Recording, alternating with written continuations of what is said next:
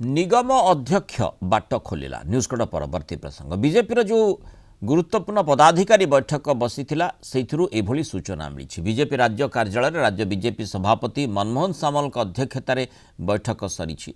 मनमोहन नुआ टीम्र प्रथम पदाधिकारी बैठक बसीथिला। बैठक में मुख्यमंत्री मोहन माझी प्रभारी विजयपाल सिंह तोमर उपस्थित थिले।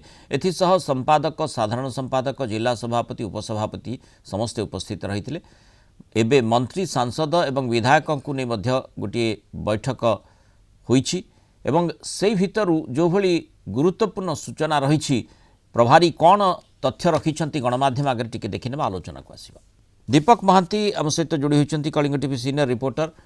दीपक, जो भली माने निगम आउ मंत्रिमंडल संप्रसारण को नहीं जो चर्चाटी चलीथिला से भितर कहा जाउछि जे निगम रे जो अध्यक्ष मानकु नियुक्ति दियाजिबो से दिगरे गोटे ग्रीन सिग्नाल मिली एवं तार लिस्ट दिल्ली को पठाजिबो एवं सेठु सनंद मिलबा परे कार्यकारी कराजिबो, किंतु मंत्रिमंडल टिके संप्रसारण टिके विलंबित होई पारे।